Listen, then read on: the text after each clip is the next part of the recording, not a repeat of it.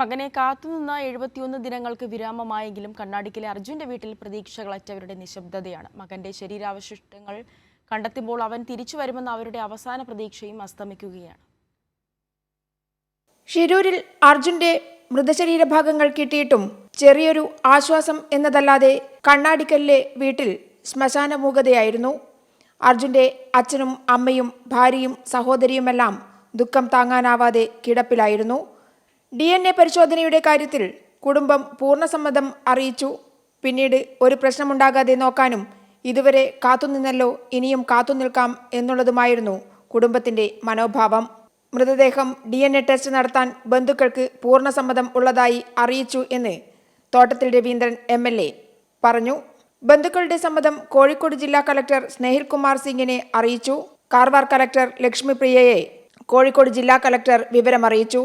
എത്രയും പെട്ടെന്ന് DNA ടെസ്റ്റിനുള്ള നടപടിക്രമങ്ങൾ പൂർത്തിയാക്കി മൃതദേഹം ബന്ധുക്കൾക്ക് വിട്ടുനൽകുമെന്ന് ലക്ഷ്മിപ്രിയ അറിയിച്ചതായും MLA പറഞ്ഞു. അവിടുത്തെ കളക്ടറും SP ഒക്കെ ആയിട്ട് സംസാരിച്ചിട്ടുണ്ട്. ഒരു 2 ദിവസം കൊണ്ട് റിസൾട്ട് ആവും. അപ്പോഴത്തേക്ക് എത്തിക്കാനുള്ള നടപടികൾ നമ്മൾ എടുക്കും. അതേസമയം സംസ്ഥാന സർക്കാർ അർജുന്റെ മൃതദേഹം നാട്ടിലെത്തിക്കാനുള്ള എല്ലാ ചെലവുകളും വഹിക്കുമെന്ന് മുഖ്യമന്ത്രി പിണറായി വിജയൻ മന്ത്രി AK ശശീന്ദ്രനെ വിളിച്ച് അറിയിച്ചതായും തോട്ടത്തിൽ രവീന്ദ്രൻ MLA പറഞ്ഞു. സർക്കാർ സംവിധാനം മുഴുവൻ കുടുംബത്തിനൊപ്പമുണ്ടെന്ന് അർജുന്റെ വീട് സന്ദർശിച്ച CPIM ജില്ലാ സെക്രട്ടറി P മോഹനൻ അറിയിച്ചു. വിവരമറിഞ്ഞ ഘട്ടം മുതൽ സംസ്ഥാനത്തെ ഭരണ സംവിധാനം കർണാടക ഗവൺമെൻറ്റുമായി ബന്ധപ്പെട്ടുകൊണ്ട് അർജുനെ കണ്ടെത്തുന്നതിന് എല്ലാവിധത്തിലുമുള്ള ഇടപെടൽ നടത്തുകയുണ്ടായി.